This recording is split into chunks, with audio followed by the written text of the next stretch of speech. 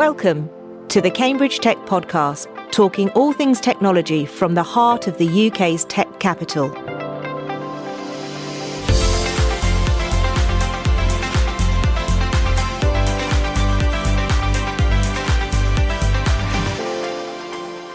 Here are your hosts, Faye Holland and James Parton.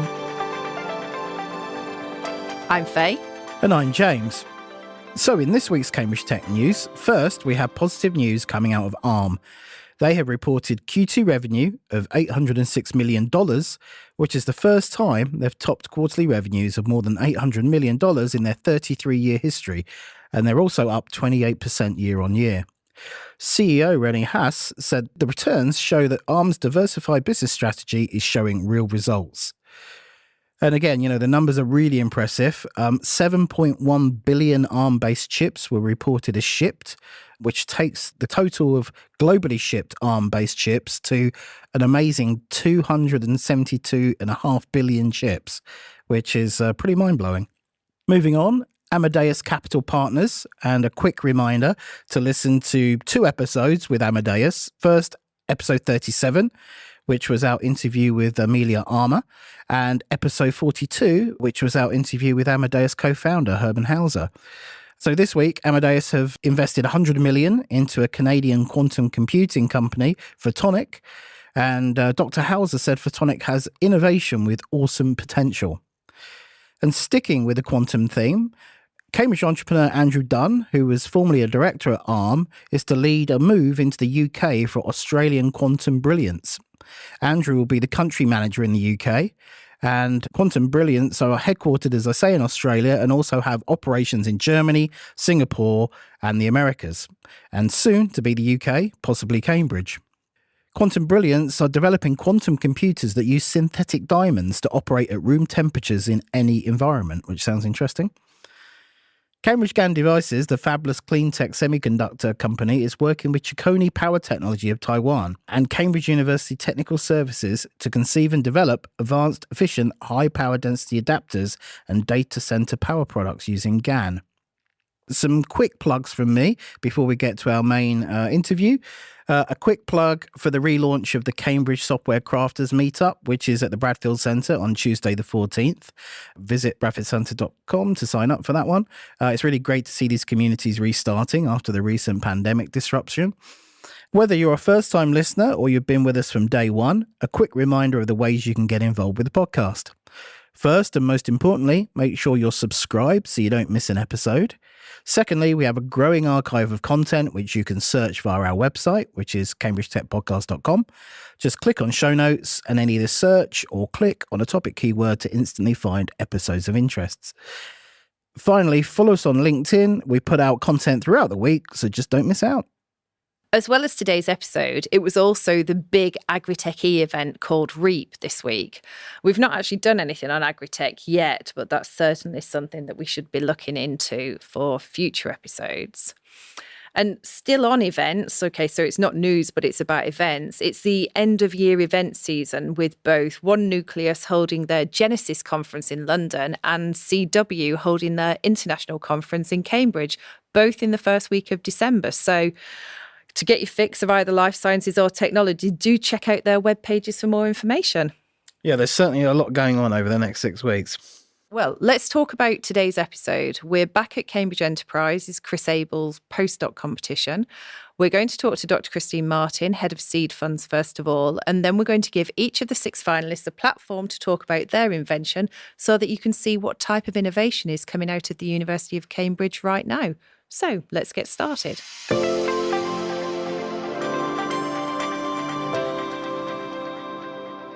Hi, Christine. Can you believe it's been 12 months since we covered the Chris Abell postdoc competition? How's the last year been? Hi, Faye. Yes, it's been an amazing year and we've had a really fantastic Chris Abell postdoc business plan competition. But to say some things about the eventful year that Cambridge Enterprise has had, the Seed Funds team have made 18 equity investments this year and we've helped to start 14 new companies. We've had many new initiatives in Cambridge Enterprise, such as Founders of the University of Cambridge, which is an initiative to support entrepreneurs across the university, so faculty, postdocs, students and alum. You packed a lot in there. It sounds like a really eventful year. It must be an exciting time to be in Cambridge Enterprise. Yes, it is. I think Cambridge Enterprise now has more than 100 employees, and we cross the entire span of supporting university academics and entrepreneurs in all of their commercialisation activities. Yeah, there's a lot going on. We obviously spoke to Gerard prior to him taking the founders' roles. We should definitely reach back out and get an update from Gerard now he's in post. And we also recently spoke to Dermot and Tabitha about Innovate Cambridge, which is another obviously important programme as well. Yes, Innovate Cambridge had a great event a couple of weeks ago where they managed to attract attendees from across the entire spectrum of stakeholders who are interested in the development of the Cambridge area. So not just the university and not just the people involved in commercialisation, but the people involved in government and local politics and local industry and also the town. Yeah, so much going on. Really exciting. So let's talk about this year's Chris Abell postdoc competition. What were the entries like and how was it picking the 6 finalists? Yes, the Chris Abell postdoc business plan competition has been fantastic this year. We had over 20 entrants, and before they even provided their first iteration of the business plan, we had the training sessions by Ludo Chapman, who's fantastic. The business plans are judged by a number of people in my team and from the entrepreneurial postdocs of Cambridge.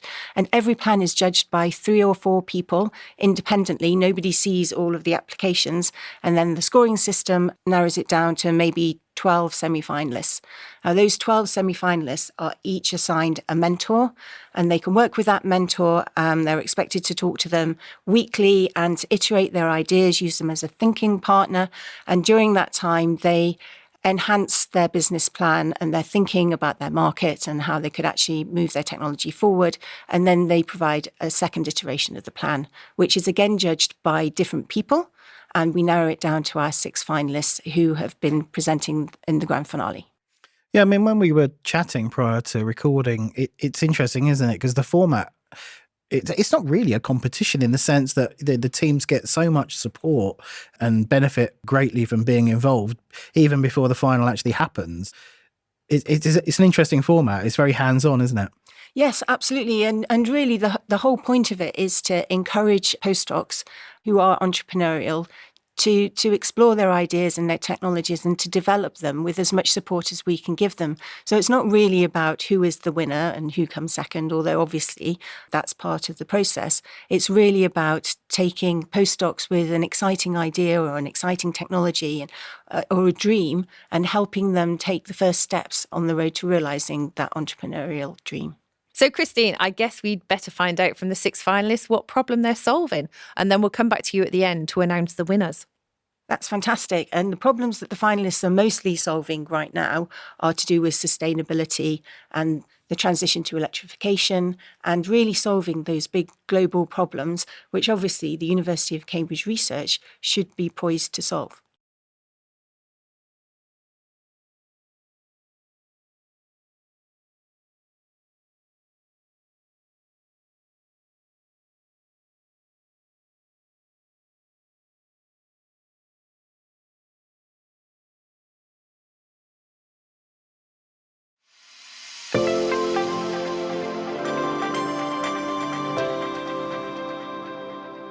Let's get started with Mark Carrington with Oxonium Energy. Mark, hello. Tell us about your innovation and what you're trying to achieve. Sure. So currently I'm a third-year PhD student at the Yusuf Hamid Department of Chemistry, and essentially what I'm trying to do is address the need for grid-scale energy storage and how to provide that sort of storage and that sort of energy cheaply and widely as possible. Who needs this storage? What kind of industries, what kind of use cases are there? So the use cases are quite broad. It can be anywhere from utilities, renewable energy developers, and so on. But one of the key areas that I'm looking at right now is essentially how to use these technologies to provide energy access solutions for those around the world. So, Mark, this is your second appearance on the podcast, so welcome back. Thank you. You joined us for the Trinity Bradfield Prize episode in January this year, where you were one of the winners of that competition. Yes. So maybe give us an update of what's happened, over this year and how things have developed with the technology, and if you've received any additional recognition or funding. Yes, absolutely. So since the Bradfield Prize, my entire focus has been to take this concept from more or less a lab scale demonstration, a working prototype, and see if I can demonstrate it at a much larger scale, a scale that's more or less on the cusp of industrial applicability. So I got in touch with the UK Faraday Institution, and they have currently agreed to support me for £250,000 to essentially build one of these demonstrators. So the scale that we're targeting right now is kilowatt hour, and just for reference, this is enough energy to basically supply an average UK household for a day. So that's really interesting, Mark. I mean, are you thinking about the UK for the pilot, or have you got international ambition for the pilot program?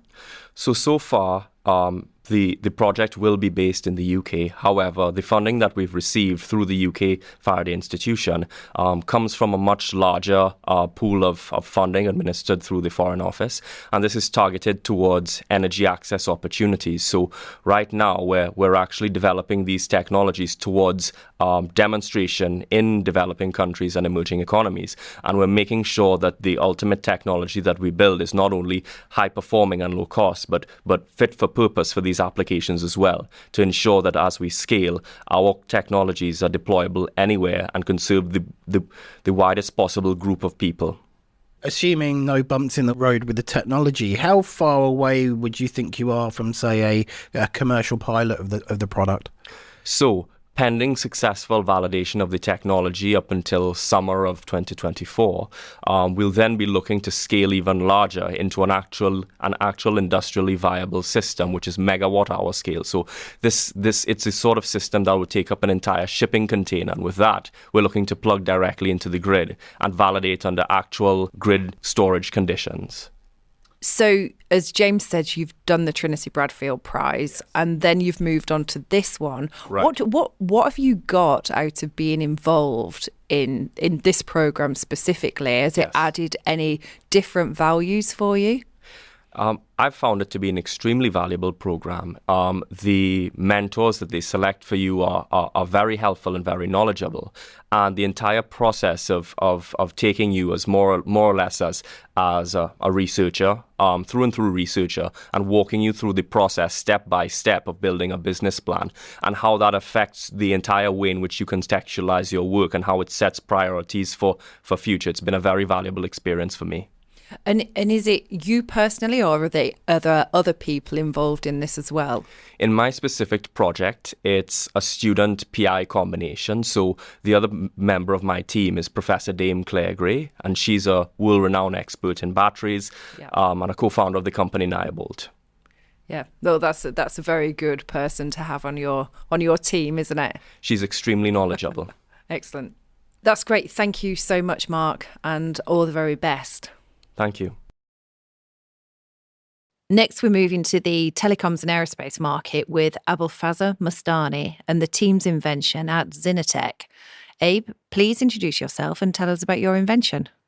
Hello, everyone. Thank you for having me. So, as you said, my name is Abolfazal, but everyone calls me Abe. And so I'm a last year PhD student of electrical engineering. And so early this year, we came up with an idea to design and fabricate microwave filters for telecommunication industry. And right now, we are in the competition. I'm the CTO of XinaTec, previously known as Fabric. And we are trying to design, fabricate, and deliver microwave filters for satellite industry. And our innovation is we want to deliver devices faster, cheaper, and also lighter for the industry. So, Abe, you're obviously focusing, it looks like, on more like satellite to mobile internet services, so more data than voice. Is that right? It is right. Okay. What kind of form factor are you looking at? Are you thinking like this would eventually be in everyone's mobile devices, or is this more like an IoT style application? So the microwave industry, or in general telecom industry, is a broad industry. It has different sectors: sensors, antenna, 4G, 5G networks, satellite industry. We are focusing on satellite, like physically satellites that launch in a space. Yeah. And the devices are bulky, so you can't fit them inside the handset or mobiles. So initially, we've got the knowledge to design bulky devices for satellite applications. So the short answer is specifically for satellites to be launched into a space. Okay. So similar more to something like Starlink, that kind of thing, where you've actually got a yes. kind of a receiver on the Exactly, ground. yes. Okay, I got you. How far away do you think we are from like a commercial deployment? What are the steps that you need to go through to get there? So this industry is quite well established. I mean, to be honest, the history of microwave devices goes back at least 200 years ago. And since 50 years ago, the design process hasn't been changed. So we are here to disrupt the market. Market is ready for disruption. So we want to add novelty into the market. So in a way, for the design process, for example, we want to use AI to increase the pace of the design process. Mm-hmm. And also in terms of price, we want to deliver them cheaper.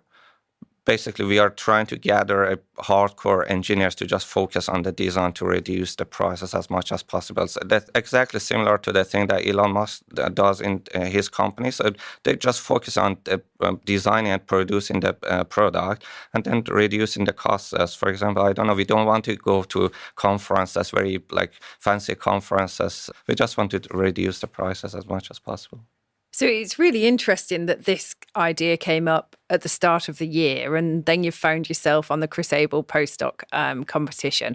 What's the team construct like? You know, how have you pulled that team together, and what are your different roles and responsibilities? So that's a really good question. So everything started with a table football like competition, something like that. So I've got a big table football. It covers like four people can play at the same time. So I set up my table football in the landing area of the block. So we are living in a block. And so one day we were playing table football. There was Ella, me, and also George, who is my next door neighbor. Literally next door neighbor. So we were playing table football.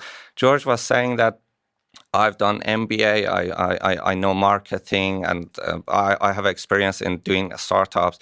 And Ella was saying that I'm interested in AI. I'm doing something about self-studying about AI. She was actually doing a project with Cambridge Graphene Center to use AI to do some sort of image processing. And I was like the only one doesn't have any PhD or master. I was doing my PhD also. So I had the idea to design the microwave filters. So at that point, we just said, how hard could it be to just set up a business right here? Because we had all of the expertise required. I had the idea. George has the financial aspect of the business, and also Ella got the AI part. So this is the way we find each other and then set up the group. And then the rest is just we came to the postdoc competition and we are here for the grand finale. I love that. I think it's hilarious. So, you know, we always have the pub conversation or the restaurant, but I think that's the first one. First table football one. Yeah, that's great. Yeah, that's indeed. Really good. And how are you finding the support? It sounds like you're like a first-time entrepreneur with this initiative. So how are you finding the support infrastructure from the university to encourage that? Okay. So everything started from one meeting with Cambridge Enterprise on April this year. And we were explaining the idea. The idea was, it wasn't like very well established. It was just an idea. So we shared that with Cambridge Enterprise, and they referred me to Impulse program first. Yeah. So I did Impulse program first, and then again, through Cambridge Enterprise, they referred me to postdoc competition. And my sister, Ella, she's a postdoc. So everything was just matched for being in the competition. We had all of the members, everything. And definitely everything was about support from Cambridge Enterprise. That's really good to hear. Yeah, and UPAR will be ecstatic with the mention. I really appreciate her support. Yeah, she is an amazing person. That's great. Well, all the best. Let's see what happens in the next few months for you. Thank you so much. Third, we're heading to another type of battery technology, this time lithium-sulfur batteries. And to tell us why these are more promising beyond lithium-ion batteries is Ismail Sami. Welcome, Ismail. Can you tell us a little bit about Mostli and why your invention is so exciting? Thank you so much for having me here today. My name is Dr. Ismail Sami. I'm a postdoctoral researcher at the University of Cambridge, Department of Materials Science and Metallurgy. And together with fellow researcher Dr. Jonathan Lee, Professor Manish Chawala, and Dr. Sai Shivareddy, we are creating the next generation energy storage solution, Mostli. So current batteries, like lithium-ion batteries, they're too heavy or too large for weight-critical applications. Instead, we're working on the next generation of energy storage solutions called the lithium-sulfur battery. You highlight the issue of weight there. What kind of applications then are you looking at for these style of battery? That's a great question. So because the lithium sulfur battery has a very high theoretical capacity, very high energy per weight, about 5 to 10 times more than lithium ion, it has huge implications for weight critical applications such as drones, satellites, vehicles, and even touching upon electric aviation. And whereabouts are you in the development of the technology right now? Are you still kind of in the lab with it, or are you approaching pilots or trials? Give us a flavour of the maturity of the idea. So the initial results we have in making prototype cells, these are batteries about the size that go in your phone, are very promising. So that we've shown that they have very high energy density, about twice of lithium ion, and that they can cycle hundreds of times. But there's a lot of work to be done. And the team are currently working to develop scalable manufacturing of the cathode material, which is our innovation, and looking at ways to improve the energy density and cyclability of the cells with our novel material. We've been quite successful with funding to date, receiving the EPSRC Impact Acceleration Account and European Research Council Proof of Concept to help us move these batteries to market and commercialize as soon as possible. That's really exciting, and well done for getting some good traction so early on in your journey. Obviously, this is an impact on sustainability in the environment. So how much are you focusing on the drive for net zero as part of that ambition? How are you balancing that with being technology-led? That is a very good question. So batteries have a huge implication on moving us to net zero. As we produce more green energy, we're going to need better energy storage solutions to help us and help those as we move to net zero. And our batteries, they have huge implications in a number of applications which need lightweight batteries. Several applications such as drones and satellites, they need lighter batteries to go further, drive further, fly further. And lithium sulfur could prove vital as global economies transition away from the use of fossil fuels. Unlike conventional lithium-ion batteries, the materials in lithium-sulfur batteries, they don't contain transition metals like nickel, manganese, or cobalt, which are expensive, resource-constrained, and have social and environmental issues associated with their mining.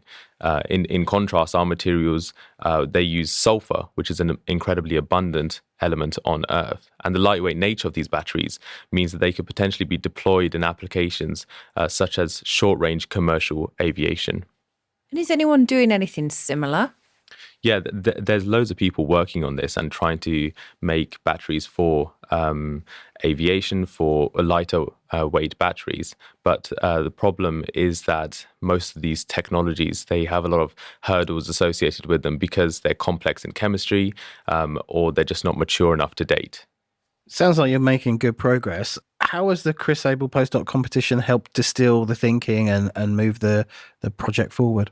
Yeah, it's quite cliche to say, but it's true. The journey is more important here than the end result with the Chris Abell. And the feedback we've received with the last couple of months in developing our model, our plan, our pitch, and refining it with the judges has been invaluable to us. Sounds great, and we wish you the best of luck. Thank you. Thank you so much for having me. Our next guest is no stranger to the podcast. In fact, she was featured in episode number 4 as a result of winning the 2021 Trinity Bradfield Prize. Now, I'm sure you've all already listened to that episode and know what she's going to say, but for those who haven't, let us welcome again Molly Haugen. Molly, please introduce yourself and tell us about Aetosense and the Mini CPC. Thank you so much for having me again. I really appreciate being in this space and being able to chat with you both. And it's just a great honor to be here. So I'm Molly. I am a co-founder of Aetosense. We have spun out of the engineering department here at the University of Cambridge. We really started this journey about a year and a half ago, where we really started with the Trinity Bradfield Prize, where we have been introduced to you both and have had the opportunity to be welcomed into this space. And over the past year, we've really developed as a company, now spinning out of the university and being involved in more of these startup funds and prizes, where we have had the opportunity to not only showcase our great technology, but also learn about other technology that other people are starting up and get to really experience the community that Cambridge has so greatly facilitated for startup communities. So our technology counts ultrafine particles, which for people that don't know, that's particles less than 300 nanometers and comprise about 90% of the air we breathe. And so by counting these particles, we are hoping that we can not only improve energy efficiency of buildings, but also improve air quality by installing them into places like HVAC systems, working with smart building controls, as well as with policy people, where we can hopefully improve the regulations around these particles themselves. So, Molly, I follow you on LinkedIn, and you've been very active since we saw you at the Trinity Bradfield Prize. Maybe summarize some of the kind of highlights of what's happened this year, both from a personal perspective, but also with the development of the product and the technology. Yeah, it has been a very busy year. So the Trinity Bradfield Prize really kicked off a snowballing effect for our company. We have been part of a few different programs, Accelerate Cambridge, Enterprise Tech, recently funded through Innovate UK iCure, which is a market discovery program that I'm very honored to be part of, being that I get to go out and go into the market and see where people can actually use our product. Since last year, we have taken the concept from a model-based system into a prototype. This week, we had our very first field testing campaign where we actually went out into a field, a literal field, and we're able to measure particles. And so for us, that's a great win on the prototype development side. Going forward, we have a few things left to do on our electronics, but after that, we're actually going to be able to deploy this into our target markets, such as with Honeywell or Daikin, where we're hoping to get some good collaborations with them, potentially even with Boeing or Airbus, that are looking at the different airspaces that they're operating in and how they can introduce new technology. And tell us a little bit, Molly, about the team. How's that developed? Who's on the journey with you now? Yeah, so we still have the same team around us, which is great as the core group. Beyond that, we've actually been able to secure a few advisors, which is really important at this stage, where we have people that are more from the outside perspective, so they can help guide us on more of a business standpoint rather than the technology standpoint, because that we have a really good foundation of. So we have two advisors that we are able to bounce ideas off of and help us guide us along that path. And then along with that, these different groups that we've been a part of through, Accelerate Cambridge or Enterprise Tech, done a lot of networking where we were able to get some mentorship along with that as well. The iCure program, along with that, had a very intense week of coaching, and it was kind of a boot camp of sorts where we were able to connect with people not only in the Cambridge sphere, but also UK-wide. Connecting with a lot of people up in Northern Ireland, where they have a very different perspective of what is important for businesses and how to infiltrate into those different commercial settings that may have different logistics for getting sensors into their spaces. So you touched on navigating and getting to know the Cambridge ecosystem. You're obviously someone that's figured out how to navigate that successfully. What would your advice be to any, university student or researcher that's listening to this and has that kind of entrepreneurial itch? What would your advice be to them in terms of how to get started? Yeah, I think mainly just going for it and being genuine about your intentions. It's such a great space. There's so many people here that are willing to help and give you their time, which is probably the most valuable thing that you can get here in Cambridge, where people are willing to give you an hour or two and just chat about, how to even get started. I think connecting with people on LinkedIn that have kind of gone through these different programs, or even that are willing to mentor people that are just getting started. There's so many great opportunities that, if you just put in a Google search of where you can get started and then look for people that have participated in that, and they can give you some advice of how to, not only navigate into those arenas, but also then make the most of them. Because I think the biggest thing is showing your enthusiasm towards what you're doing and being able to articulate that well. And so people can not only see the value in your product, but also the value in investing their time into you. Great advice. Thank you for sharing that, Molly. And all the very best. And should we just book you in for next year now? That'd be great. An annual thing? I mean, you probably need to. I mean, it looks like I'm going to be quite busy the next year. So yeah, let's get that in. Perfect.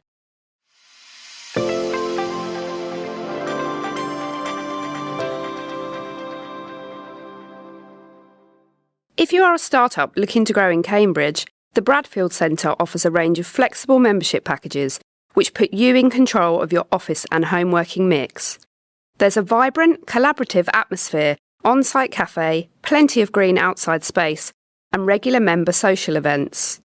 We also offer a range of high-quality meeting spaces for hire, and for tech event organisers, our auditorium, lakeside pavilion, and atrium spaces are perfect to bring your communities together for in-person and hybrid events. For more information, visit bradfieldcentre.com or call 01223 919 600.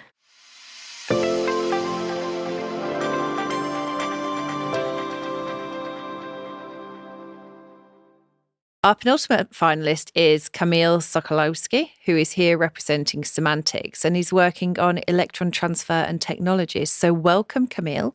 Please would you introduce yourself and tell us a little bit about the journey and why this is important?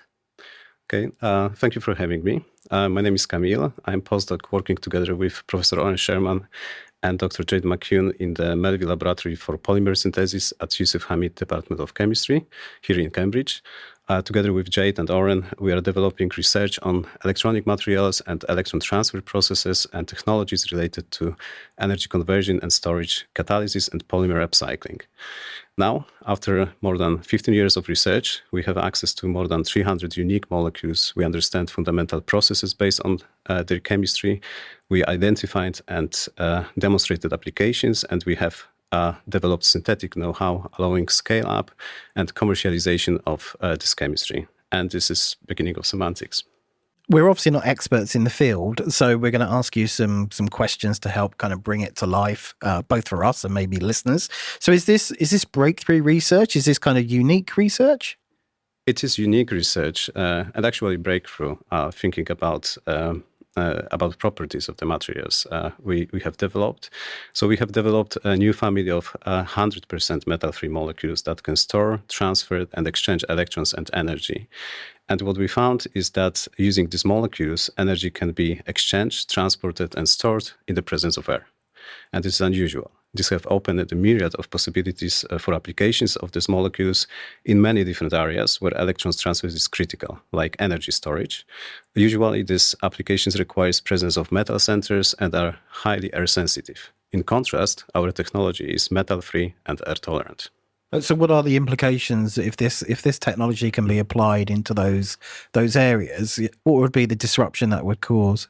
So the major problem of energy conversion storage system is their dependence on metal sources. And Semantics aims to provide solutions for these problems in the form of metal-free energy mediators, electrolytes which are based on abundant elements being 30 times cheaper than metal-based electrolytes. This gives 30-fold reduction of the electrolyte price and up to 50% reduction in battery manufacturing.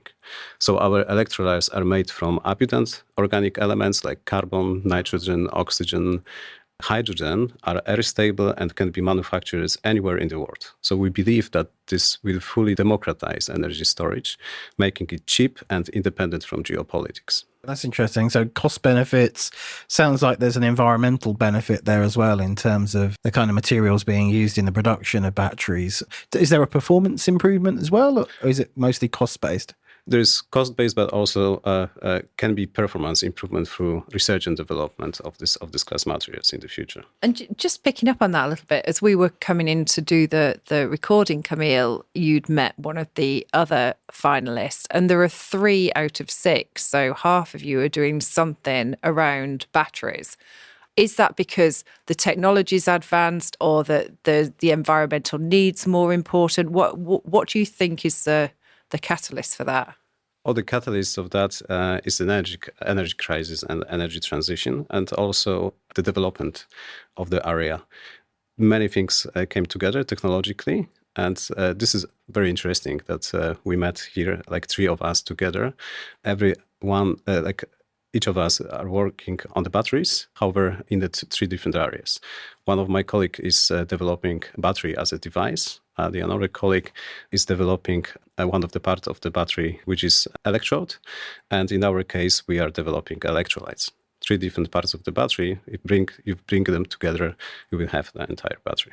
So you say that this is, the culmination of 15 years of research. So maybe a two-part question. Why was now the right time to enter the postdoc competition? And, what are you hoping to get from the competition? Many things need to happen in chemistry, actually, if you would like to commercialize. Usually in chemistry, we are starting from small quantities of compounds. We would like to find properties of this compound and then applications. This takes time. The next step is a scale-up of the technology, which will allow you commercialization. And from our side, this happens in the 15 years. If that would happen 20 years ago, we would not find this application yet because there was no need 20 years ago to find these applications. However, now is a perfect time because of the development of the technology, energy storage systems. All of these things needed to come together actually to allow us to get to this point. And you're hoping the competition gives you the business framework to help progress the commercial opportunity? Is that a fair observation? Yeah, I believe that we have already received the most important thing from the competition is a clear business plan with description of the first target market for semantics and the great support from mentors and experts involved into the competition. We wish you the best of luck. Okay, thank you very much. And last but not least, we're moving to stem cell transplantation using AI. To explain more, we're pleased to introduce Ahmed Elwaraky from KStem. So, Ahmed, welcome. Please tell us about yourself and the problem you're trying to solve. Thank you so much for the opportunity. So, my name is Ahmed. I'm a postdoc in Department of Hematology in Cambridge Stem Cell Institute, and also at the same time, a postdoc in Sahlgrenska Hospital in Sweden. I did my PhD in Karolinska Institutet in Sweden, and I've been working in Cambridge Stem Cell Institute for the past year in Elisa Laurenti lab. It was during my work in the postdoc that we came across the idea of stem cell transplant using AI. So the problem we're trying to solve is the need for donors during stem cell transplantation. What we're trying to do is by using single cell omics and AI to eliminate the need for donors during stem cell transplant. Instead, the patient can use his own stem cells for any disease that is needed for stem cell.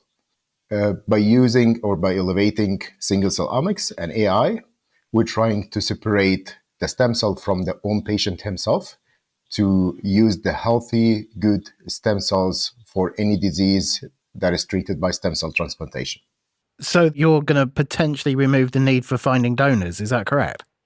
This is what we're hoping for, and this is our problem that we're trying to solve. Exactly. And is that a kind of a breakthrough? Is that unique? Are there others looking at this as a field?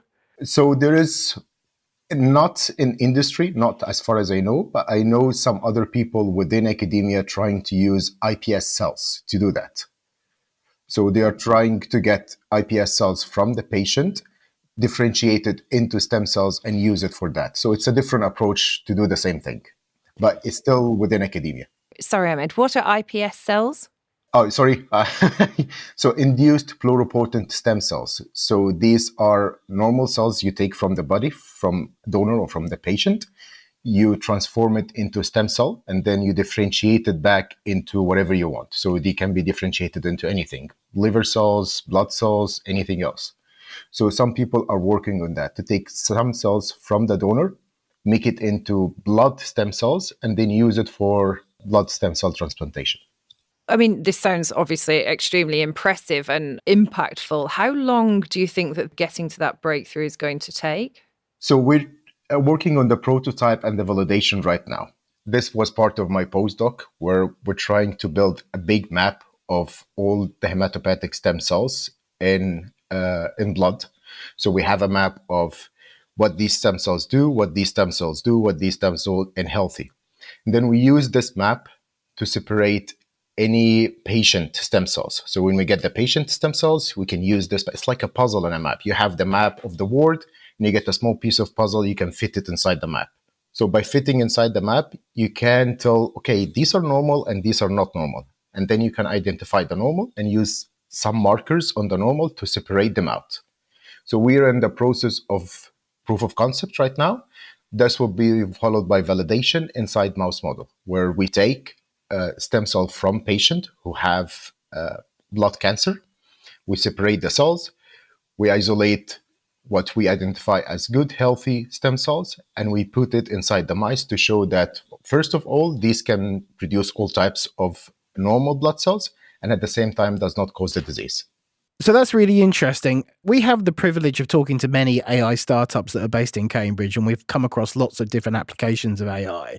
So maybe you could describe how you're using AI and maybe quantify the speed that you've had in terms of using AI to identify the most suitable stem cells as transplantation. Okay, absolutely. So AI, as you know, is divided into several different components. One of them is called machine learning. What machine learning is, in simple term, it can be used for different things. We're using for predictive algorithm. So in very simple terms, you make a plot. This is a very simple machine learning method. Let's say someone likes listening to music by Spotify. Spotify will divide the music that he listens to types of genre, types of mood he's in, the time of the day, and make a graph. And then will predict based on that in the future what mood he will have and what time of the day, what music he would like to listen to. So this is called predictive algorithm. So we're using this in our model to predict which patient will benefit from this type, which patient, when we see certain markers, will have the stem cells or not, and what type of stem cells can be used. Without AI, we will have to refer to a very detailed, high intense work where every single patient, we have to do a lot of deep sequencing for every single one in order to take the big map and put it inside our map in order to identify the cells which is good and which is bad. But we're using AI, you can have a predictive algorithm that will shorten this one so much less. So you don't have to look at this intense markers or do this intense sequencing. Instead, you look at certain markers, which will give you a prediction if this patient is suitable or not, and if he have the cells that can be isolated or not. Yeah, I mean, that's really fascinating. Good luck with the competition. And thanks so much for calling in today from Sweden to join us.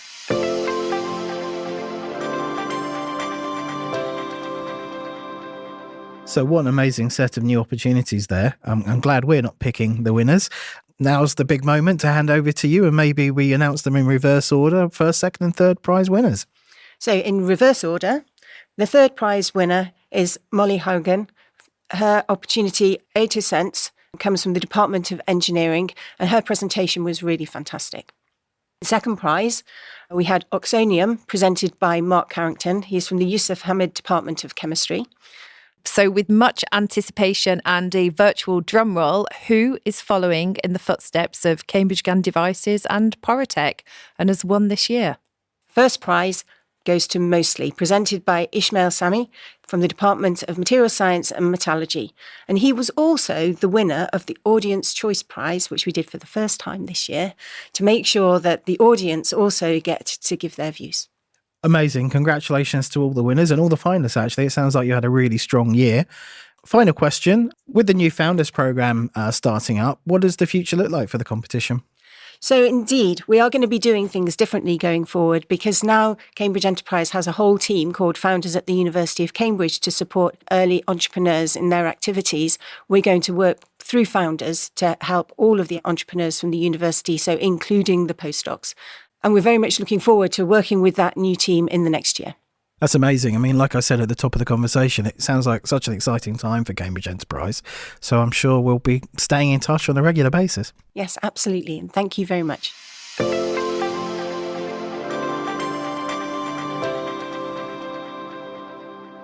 Thanks to all the finalists for taking part in the podcast, and of course to the amazing Dr. Christine Martin. It's always a pleasure to catch up.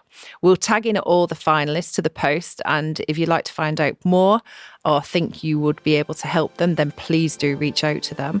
And that's the end of today's episode. Tune in next week when we'll be talking to Heartfelt Technologies with two of the co-founders, Oriane Chaussiot and Seamus Hoshia.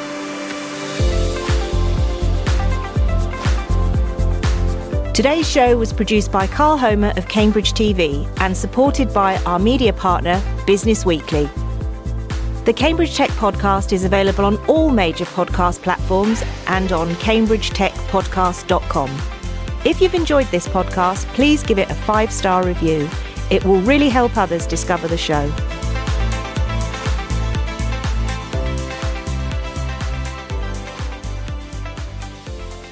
Do you have some time to spare to help those in need? It Takes a City are looking for volunteers to help make a home for rough sleepers at our winter accommodation project in Chesterton. From helping to cook an evening meal to housekeeping and cleaning, from preparing rooms to playing board games with our guests, we have a role for you. Visit ittakesacity.org.uk and click Support Us to find out more.